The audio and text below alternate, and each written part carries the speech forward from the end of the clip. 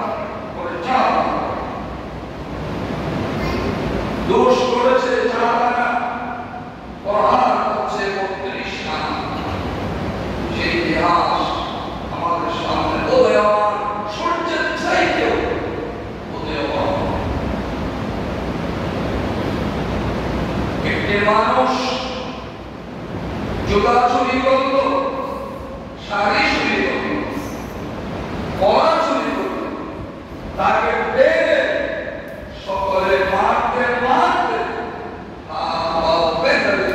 আর বলা হয় যেন আর জীবনের চুরি না। আপনি একবার জিজ্ঞেস করতে চেয়েছেন তার চুরির কারণটা কি ছিল? আর আমি রাষ্ট্রীয় চেয়ারে বসে রাষ্ট্রীয় চেয়ার ব্যবহার করে, রাষ্ট্রীয় সড়ক ব্যবহার করে, রাষ্ট্রীয় গাড়ি ব্যবহার করে, রাষ্ট্রীয় সম্মান এবং অর্থ ব্যবহার করে কলম দিয়ে যে অত্যাচার করেছি মানুষের উপরে, আপনি একবারও আমার বিচার করেছেন, করতে পেরেছেন? চিন্তা করে দেখো একবার। আর হুজুর সাল্লাল্লাহু আলাইহি ওয়াসাল্লাম ইরশাদ করেছেন, যিনি সেই ইস্তেগফারে বেশি মানুষকে মুক্তির পথ বেছে করে দেবে, জান্নাত কামাই দেবে। বলুন সুবহানাল্লাহ। কত মানুষ আজ অত্যাচারিত, নিপীড়িত, একবার চিন্তা করেছেন আসলে তারা কিভাবে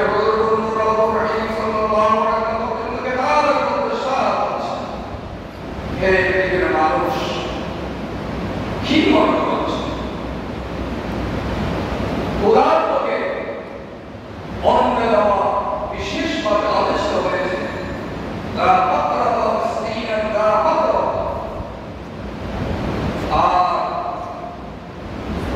বিশেষভাবে ইয়াতীমকে অন্ন দেওয়া, এখানে দুইটি সওয়াব রয়েছে, দুটি মর্যাদা রয়েছে।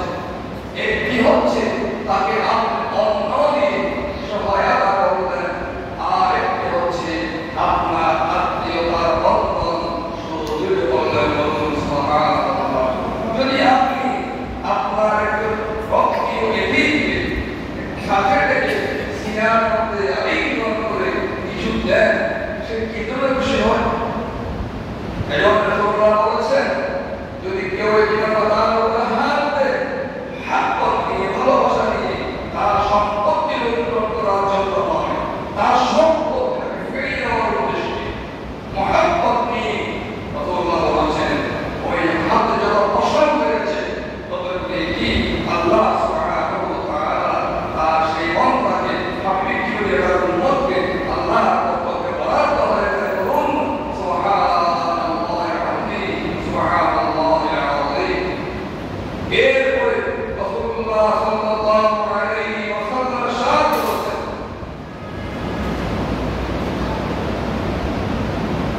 এইখানে আপনি শুধুমাত্র সাধারণ মিসকিন ইয়াতীমদের একটি সওয়াব, একটি পাপ করেছেন। আপনি আপনার রক্ত সম্পর্কে দিয়েছেন, আপনি জিনিস লাভ করেছেন। একটা হচ্ছে আপনি তাকে আর্থিক সহায়তা করেছেন, দ্বিতীয়ত হচ্ছে আপনি আত্মীয়তার বন্ধনকে, সম্পর্ককে সুদৃঢ় করেছেন। আজ অবহেলিত আমার করে, আপনার করে, আমার আপনার মনকে, আমার আপনার মনকে আপনি দেখুন,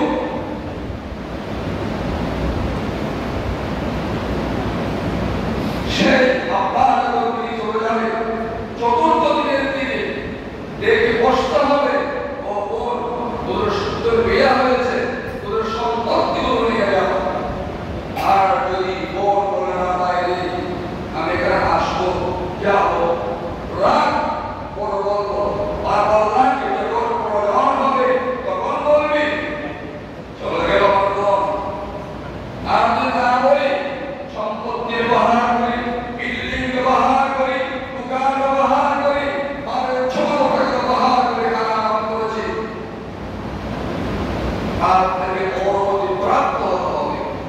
যদি বাপ ছিল বাপ ব্যবহার করে আমি যেমন অধিকার সম্পত্তির উপরে টাকার উপরে বিল্ডিং এর উপরে আমার বাপে আমার বোন সেভাবে অধিকার রাখে, আমার বাপের বোন অধিকার রাখে, আমার দ্বারা সম্পত্তি হয়ে থাকে, আমার বাপের তার মধ্যে আমার বোন অধিকার হয়েছে। কিন্তু অনুমতি প্রাপ্ত না হয়ে যদি খেয়েছি হারাম খেয়েছি, হারাম খেয়ে অতিক্রি করেছি, কিচ্ছু হয়নি। আপনাদের তো বললাম অনেক কষ্ট আসতে পারে।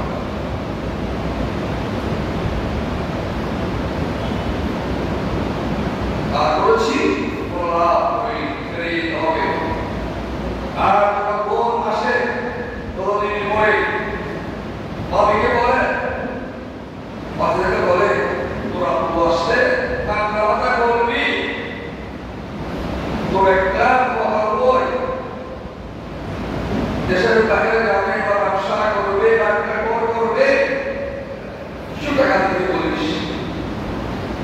বাপ যখন আসলো সামনে যখন আসলো মা বাপ যাকে বলেছে সবাই এমন ভাবে হিংস্র ভাবে উত্তেজিত করলো যার কারণে ভাই বোন বাপ যন্ত্রণা হয়ে গেল আর বোন কেটে গেলে চলে গেল, দূরত্ব বেড়ে গেল। আপনি কি করবেন? কাজে আসে নাই আর ওই কাজ চলে যাচ্ছে, এটা তো গরিব হয়েছে, এটা তো অর্থহীন হয়েছে। আপনি তার সাথে বিমাতার সহ আচরণ করেছেন, তার জন্য আমাদের ময়দানে আপনাকে আল্লাহর আদালত জবাবদিহিতার কাজ প্রদান করা হইল। ইমামুল মুরসালিন রাহমাতুল্লাহ আলাইহি জনাব মুহাম্মদুর রাসূলুল্লাহ সাল্লাল্লাহু আলাইহি ওয়াসাল্লাম আমাদেরকে সুন্দর করে বুঝিয়ে দিচ্ছেন আল্লাহ রাব্বুল আলামিন কিয়ামতের ময়দানে কি বলবেন আমাদের, আর আমরা কি করছি। সহিহ হাদিস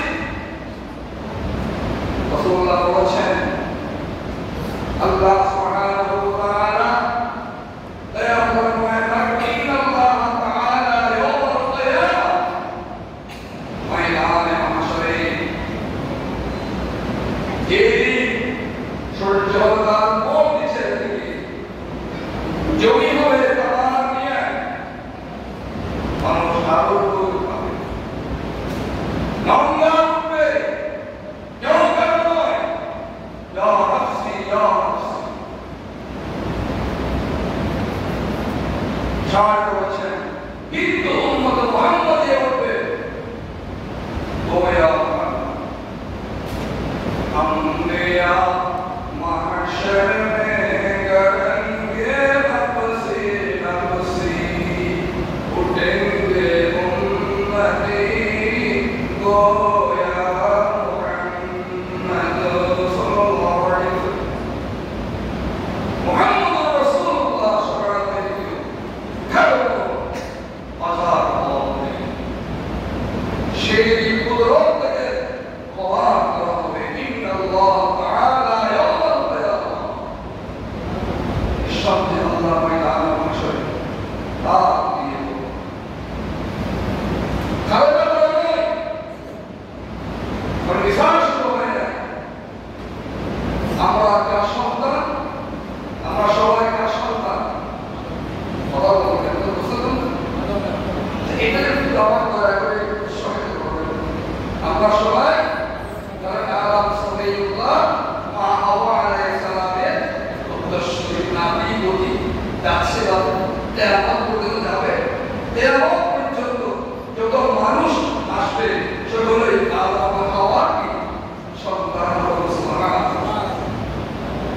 আল্লাহ ডাক দিয়ে বলবেন ইন্নাল্লাহ তাআলা ইয়াউমুল কিয়ামah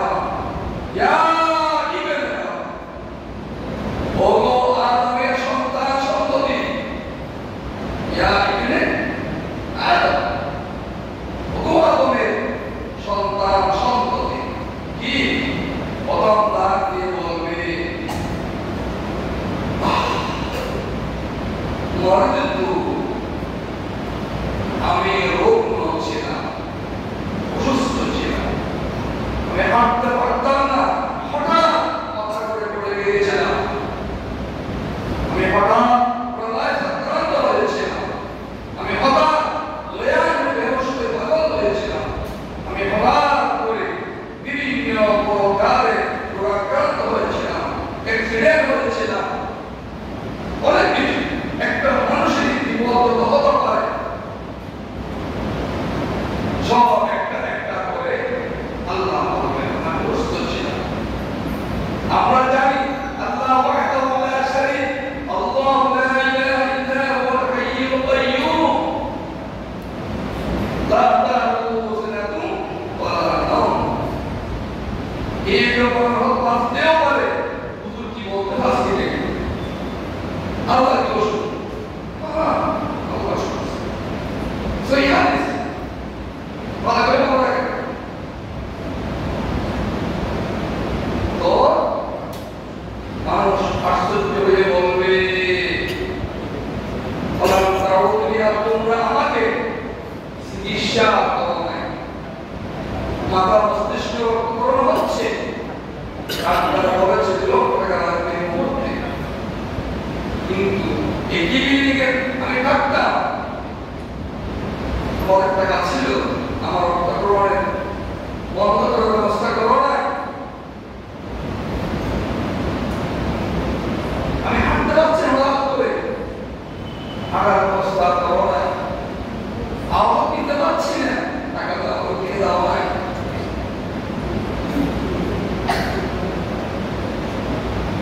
আপনার এবার আমার সাথে খারাপ হচ্ছে, দৌড়ে বিদেশ হয়ে যাচ্ছে, কাশি হচ্ছে, দৌড়ে চলে যাচ্ছে, টাকা পয়সা আছে, আপনার ঘরে টাকা নাই, আপনার সহযোগী, আপনার গরিব ভাই, গরিব ভাগিনা ভাগিনী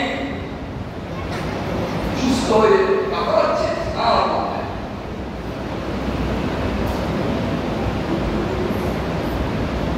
আশ্চর্য আসলে দেখুন, আপনার কথাগুলো ভালো করে শুনবেন আর অনুশীলন করবেন, ওর আমাকে শুধু লাই দেবেন। এরপরে মানুষ বলবে, ওয়ালাইয়া রব্বি কাইফা আউযুকা আনতা রব্বুল আলামিন। আয় আল্লাহ, কিভাবে এই কথা আপনি বললেন, কিভাবে সম্ভব? আপনাকে আমরা বিশ্বাস করব বা আমি বিশ্বাস করে করব? আপনি হলেন গোটা জগতে রব্বুল আলামিন, গোটা সৃষ্টির একমাত্র লালনকারী, পালনকারী, অসুখ দানকারী, অসুখ থেকে মুক্তি দানকারী, সব কিছু আপনি নিয়ন্ত্রণ করেন। কিভাবে সম্ভব? তাই নাকি? কথাটা সুন্দর বলেছ, সুন্দর কথা বলেছ। উত্তর, আমি রব থেকে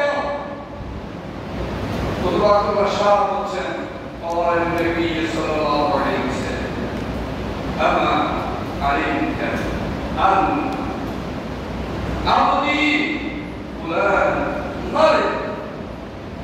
তোমার সামনে একজন মানুষ অ্যাক্সিডেন্ট হয়েছে, ব্রেন বের হয়েছে, মানুষ হাত পা বেড়ে গিয়েছে, হঠাৎ তার পেটে ব্যথা পড়ে গিয়েছে, হঠাৎ করে এসে তোমার বোন বলতে পারে, আমার পেটে অবস্থা চিকিৎসা করতে হবে। অনেক উদাহরণ। আর তুই বলেছিলে কি এগুলি বুঝি না, বুঝি এই বড় হয়ে তো আমাকে পড়তে এটা এসেছে। সোশ্যাল মিডিয়াতে পড়কার কথা বিশেষ পছন্দ হচ্ছে, মুরব্বীরা বুঝতে না, যুবকরা যুবকদেরকে বলছে।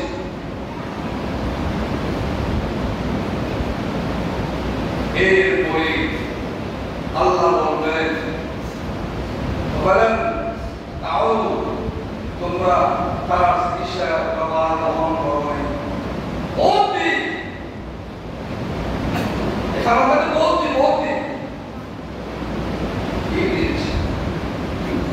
আপনি জানেন প্রতি মাসে কত লক্ষ টন আপনি অক্সিজেন ব্যবহার করছেন?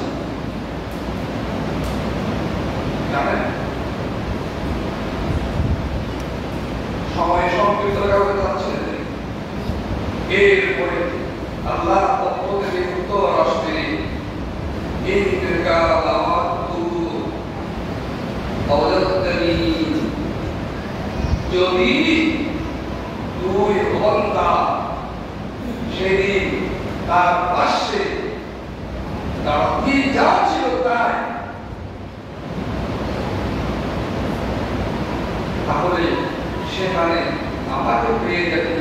আমি রব্বুল আলামিনকে চিকিৎসা করা হয়তো বলুন না সুবহানাল্লাহ।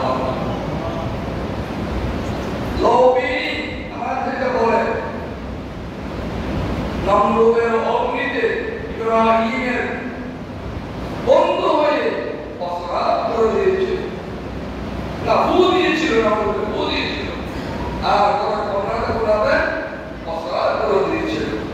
কোরআনে তো পারে না, ওই লোকটি দেখা বলে তাকে দেখে দেখে পারে ইয়া মোহাব্বত বড় জিনিস। এরপরে আল্লাহ পাক আবার তাকে বললেন, ও আমার বান্দা ইয়া ইবনে আদম, আদমের সন্তান, ইস্তাতানতা ওয়ালান তুতিউনি, আমি ক্ষুধার্ত ছিলাম, খাবার খাওয়া নাই, দরজা বন্ধ করে দিয়েছ,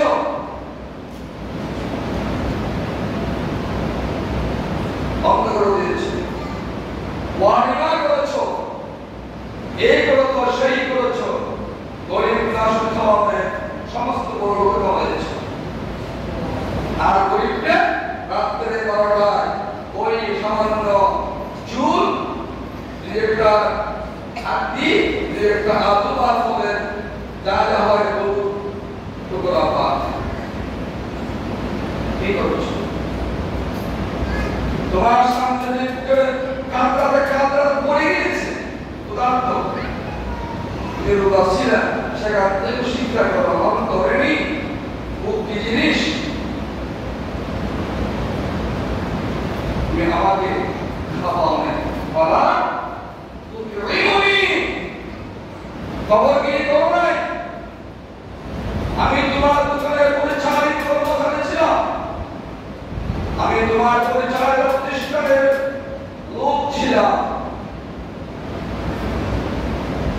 একবার জন্মেও তুমি তোমার ঘরে জিজ্ঞেস করোনি, ডাকো আমি। আমি আল্লাহ ক্ষুধার্ত ছিলাম, আমি বলতে পারি না লজ্জায় চারটে কথা বলতে পারি না, তখন আমি বলবো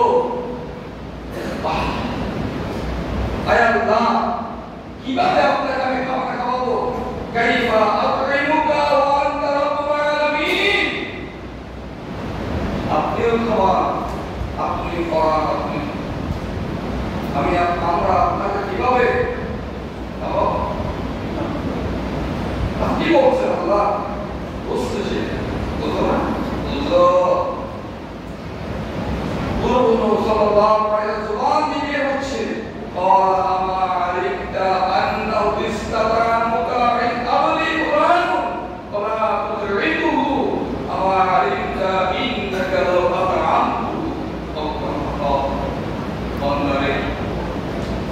তুই যদি দোকান বন্ধ করে দিয়েছিস, সে বাড়ি যেতে পারেনি, আর অনেক দূর, টাকা দিয়েছিস, ঠিক আছে, কিন্তু তোর সেই সহযোগী কোথাও দোকান পাট করা ছিল না, সে খেতে পারেনি,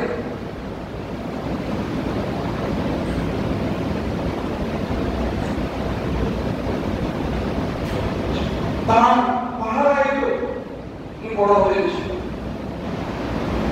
আমি সে তাকে যদি খাওয়াতে খুশি করতে, আমি আল্লাহ তোমার শুনে যেতাম,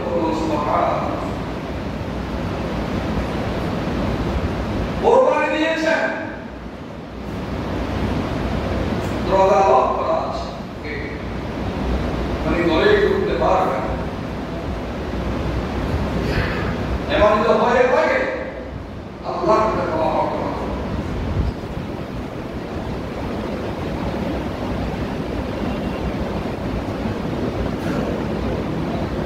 এরপরে আসুন আল্লাহ আল্লাহ সুবহানাহু ওয়া তাআলা ডাক দেবেন, ওই বনি আদম, ইয়া ইবনে আদম ইস্তাসকাইতুকা ফালা তাসকিনি,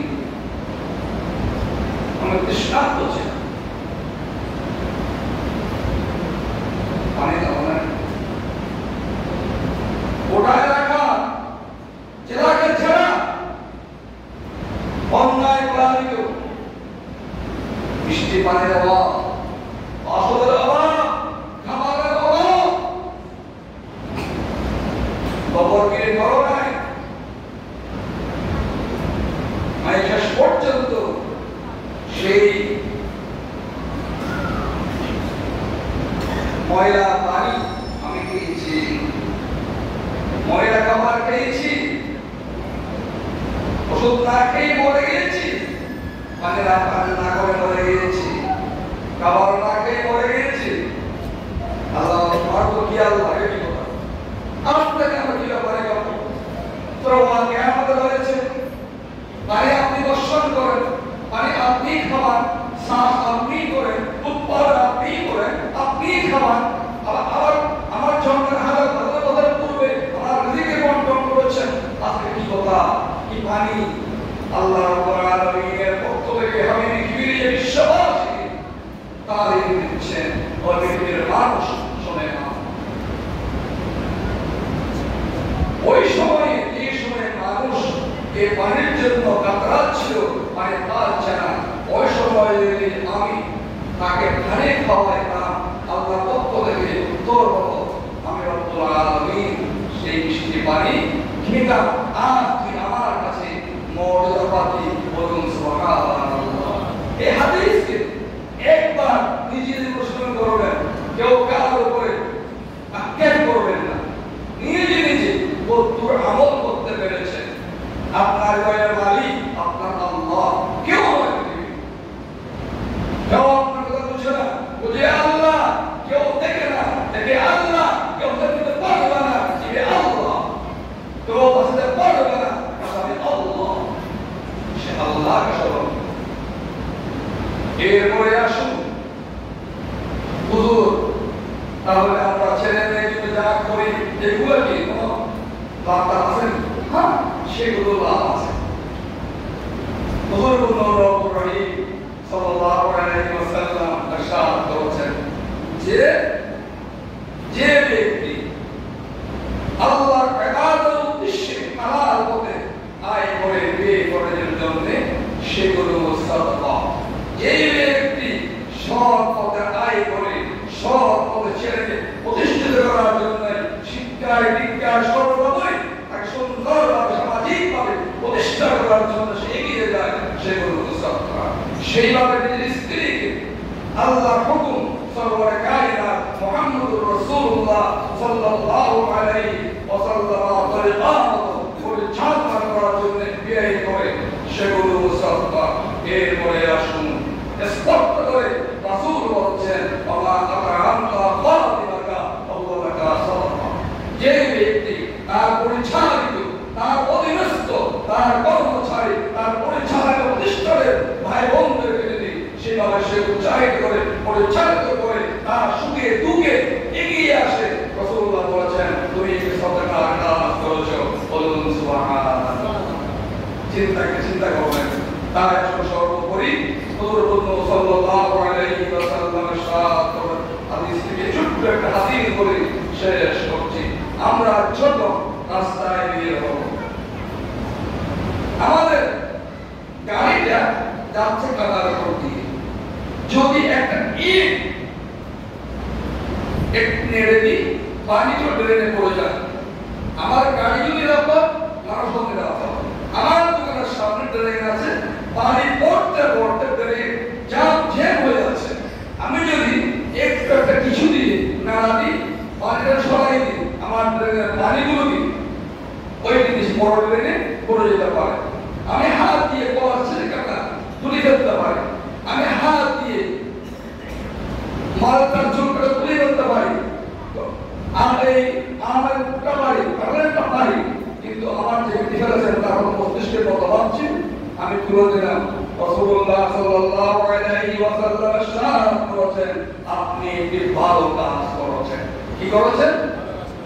কিন্তু আমার আপনারা মস্তিষ্কে বলে আমি এটা করবো, আমাদের যায় নাকি, আমি কাজের লোক নাকি বলে না, বলে এও গেলা নিজে তো না মাকে বলে কাজের মেয়েকে বলে তোরা তুই ভাই খেতে পারবে না। আচ্ছা তো আপনি রাস্তা থেকে কাজ করছেন, শুধু হাসনাটা কি আপনার মর্যাদা কি? মুহাম্মদুর রাসূলুল্লাহ সাল্লাল্লাহু আলাইহি ওয়াসাল্লাম ওয়া মান কানাত লাহু হাসানাতুন দাখালাল জান্নাহ। উম্মতে তুই নিজের আমিত্বকে বিসর্জন দিয়ে আমার তরিকাকে প্রাধান্য দিয়ে তুই যে ভালো কাজটি করেছিস, মানুষের কষ্ট লাগাবে এতে গেছিস, তোর জন্য আমি রাসূল দিচ্ছি আমার আল্লাহর পক্ষ থেকে জান্নাত দান করুন। সুবহানাল্লাহ। প্রিয় হাজিরিন, সময়ের স্বল্পতায় উপসংহার হচ্ছে এই, আমরা প্রত্যেকে নিজ থেকে আমি জান্নাতে যাওয়ার জন্য আমার আল্লাহ যদি প্রয়োজন, আমার সৎ চরিত্রের প্রয়োজন। কি প্রয়োজন বললাম? আল্লাহর ভয় আমার হৃদয়ে কাজ করতে হবে, আমার চরিত্র মুহাম্মদুর রাসূলুল্লাহ সাল্লাল্লাহু করে চালিতে হবে, তাহলে আমি পাবো মানুষের জান্নাতি। আর যদি এই দুটো জিনিস না হয়, আমার মুখ যদি খারাপ হয়ে যায়, কথায় কথায় মানুষকে গালি দিই, হিংসাত্মক কথা বলে, আর লজ্জার স্থানকে সংরক্ষণ করে নেয় জাহান্নাম। রাসূলুল্লাহ বলেছেন এই হাদিস, ও উম্মত তোমরা যদি তোমাদের মুখ এবং তোমার লজ্জার স্থানের গ্যারান্টি দিতে পেরে সততা, আমি মুহাম্মদ সাল্লাল্লাহু আলাইহি ওয়াসাল্লাম তোমাদেরকে জান্নাতের গ্যারান্টি দিচ্ছি। বলুন সুবহানাল্লাহ। আল্লাহ সুবহানাহু ওয়া তাআলা আমাদের সকলকে যা বললাম, যা শুনলাম তার ভালোকে জীবন গ্রহণ করার জন্য কবুল আর মঞ্জুর করুন। আমরা প্রত্যেকে বলি আমিন। ওয়া আখিরু দাওয়ানা আলহামদুলিল্লাহি রাব্বিল আলামিন। আসসালামু